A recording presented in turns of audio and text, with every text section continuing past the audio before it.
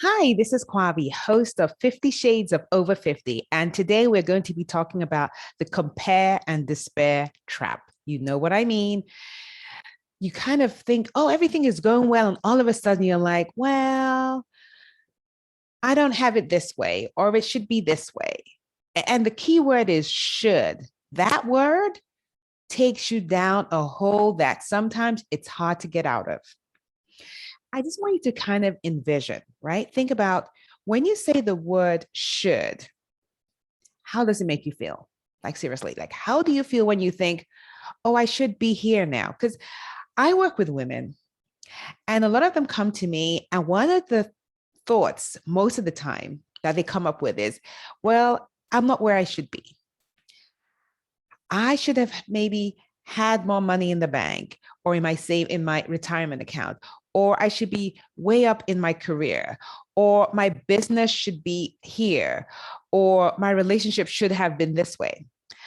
One of the things with thinking that way is when you have that thought should, I want you to be honest. How does it make you feel? It makes you feel, I'm sure, like you're playing catch up, that you're not quite there, right? It's not empowering. It almost feels like you're inadequate or you haven't measured up, right? And so when you feel that way, what do you do? I know for most people, when they feel that way, they do nothing. They just kind of stop what they're doing and nothing is happening. And so I want you to be aware as a coach. That's one of the skills that I have. And I want to share that with you. I want you to start to pay attention to how you talk to yourself. Now, some of you are worried about thoughts from other people, but I really want us to be more concerned with how we talk to ourselves. Like, seriously, like, how do you talk to yourself? Think about that. Do you really use empowering words? Or you're like, oh, goodness, I can't believe you did that again. You're really stupid. You should have done this. I mean, at this age, you're still doing that. None of those thoughts provide any benefit to you. Like, really, I mean, let's think about that. Any of those thoughts that you just mentioned, none of them provide any benefit. And it's interesting how we speak to ourselves like that. But for the most part, we wouldn't speak to other people like that. We wouldn't even speak to our enemies in the way we speak to ourselves sometimes. I really want us to be a bit more intentional about how we speak to each other, how we speak to ourselves. I mean, we put it down when we speak to people like we're polite, we do all those things, but ourselves, oh my word, we treat ourselves like a doormat, like, you know? And I want you to know, and I know this is going to be a hard concept to grasp for some of you, but I want you to know that you are enough. Seriously, there is nothing you need to add.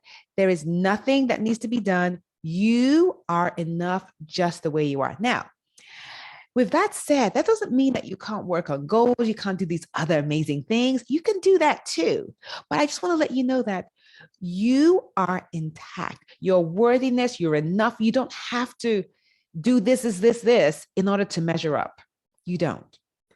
And listen, when we go down that road of compare and despair, it never ends because there's always going to be someone younger or old enough or prettier or light enough or curvy. I mean, listen, we've all gone down that road. I've gone down that road. I remember when I was in my 20s, I wanted to be curvaceous and I wasn't. I tried all the things to do it. It didn't work.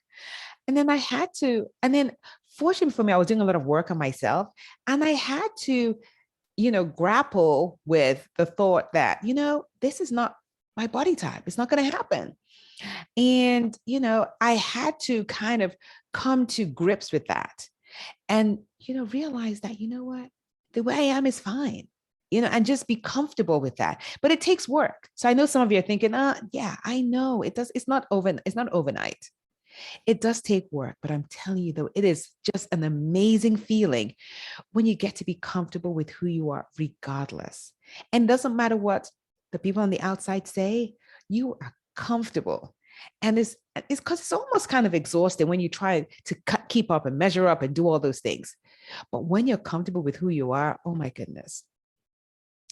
I just want you to just keep on shining the way you are. Don't let anyone dim your glow because there are going to be people out there. But I want to share something with you. As a coach, What other people say is not the issue, because they can say whatever. You know what the problem is? Your thoughts about what they say. So they can say something and you can make it mean whatever you want. And that's where I want you to do the work. Do the work on what you're making it mean about you. Because I'll be honest, with some of you, some people can even pay you a compliment and you're like, well, do they really mean it? You go down that road. What are you making it mean for you? And what do you want to make it mean? And whatever you decide, is it beneficial to you or not? Because that's the bottom line. Like whatever it is you have in your brain, it's like the bottom line is, what are you making it mean? And I want you to realize that in your brain, you have two parts. There's a toddler brain, and I call it the adult brain. The adult brain is a prefrontal cortex, and the toddler brain is that one that does like, that's more impulsive. Like that's the one that tells you, oh, you're not good enough. You can't do that. You've never done that before. Why do you want to do that? You're too old. You shouldn't be doing that. That's our brain. I remember when I wrote my book, it was published in June 15th. And I didn't tell anyone for a month. You know why? Because I listened to my toddler brain. My toddler brain kept telling me, nope, you're not good enough. You're not an author. That's not what you do. No one wants to listen to you. I listened to those thoughts over and over again, and it took me a month to get out of it. And in my case, what helped me was my publisher sent me an email. She's like, Kwavi, we're having this book fair, and I'd really love for your book to be in the virtual book fair, but I would love for you to read the book, your book, and videotape and send it to us. And you know me, being on video is not a problem for me. I can do that. But I didn't have my book. So I said, I don't have my book. She's like, why? Why don't you have your book? And I was like, I was kind of hesitant. And then she's like, Kwavi, why did you write the book? And as soon as she said that, it was like, boom. I was like, okay, I know why I wrote the book. I wrote this book because I want to impact women. I wrote this book because I want women to fall in love with themselves one question at a time. And right after that, it was like, I forgot about me. It was no longer about me. And quite frankly, the book isn't even about me. My book is for the women that will be impacted by reading the book. And so I had to get back into that space, but it took me a while. And so I know for some of you listening, you'll be like, oh, it's one step at a time, but I'm telling you this, it is so worth it. Some of you are holding on to your goals like it's supposed to be pampered and kept close to you. Listen, those your dreams and goals need to be birthed out into the world. A lot of you are like, oh, I'm not sure. Listen, we do not have time on our side. I'm just going to be honest with you. What do you want your legacy to be?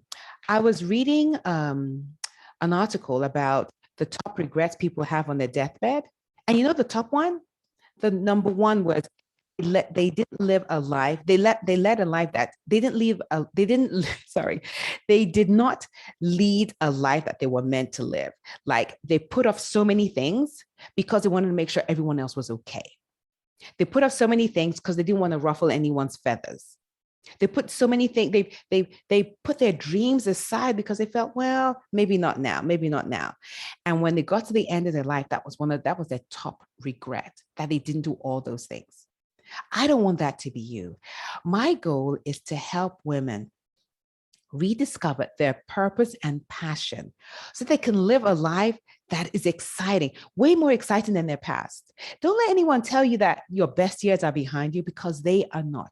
They are actually ahead of you. And you might have lived a great life up until this point, but guess what? It's going to get even better. But I want you to realize that your thoughts, you have to guard your thoughts. You have to pay attention to your thoughts, because sometimes our thoughts sabotage us. Sometimes our thoughts do not benefit us, but we kind of think, oh, it's coming up in my brain, it must be true. All your thoughts are not true. Seriously, I want you to kind of spend, after watching this video, I want you to spend the next few hours just paying attention to the thoughts that come up. I'm going to bet you that most of them are not true. In fact, they've done a survey. They did a survey in Canada. I think it was Queen's University in Canada. And they found that 80% of the thoughts that we have are not true. They're negative thoughts. Think about that. Negative thoughts. 80% of your thoughts are negative. And so it is our absolute duty to really pay attention to those thoughts and decide which ones we want to discard and which ones we want to hold on to and say, yes, I want to go with this. Because not all your thoughts are going to encourage you.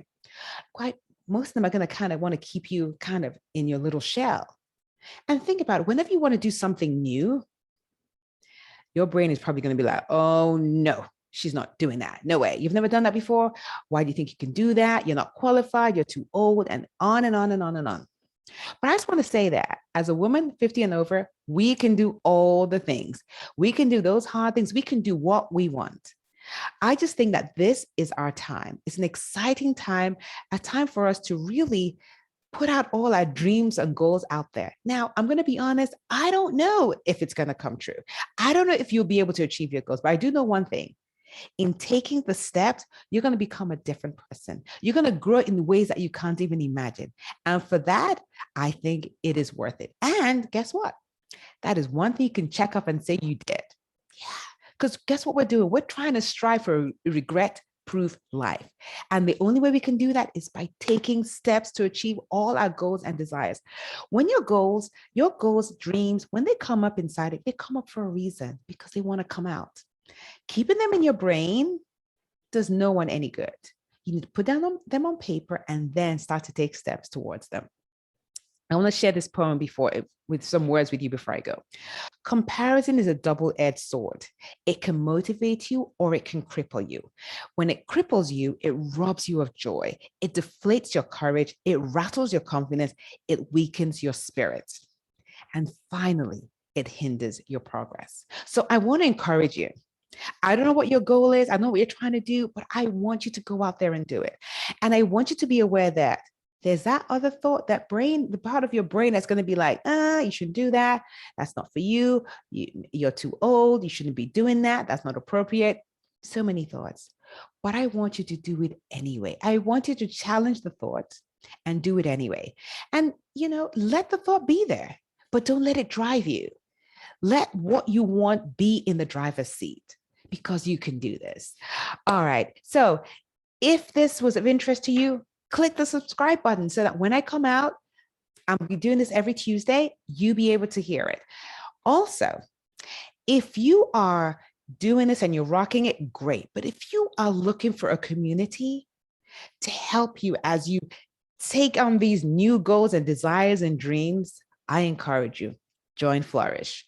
It is an awesome online community for women 50 and over. And we are doing amazing things in there. We are doing the hard things. So if you're interested, click on the link below for Flourish. We'd invite you to come in. And guess what? You get to test drive it for a few days. And if you don't like it, that's fine. You get your money back. But if you do, guess what? You get to stay. All right. Take care. See you next week.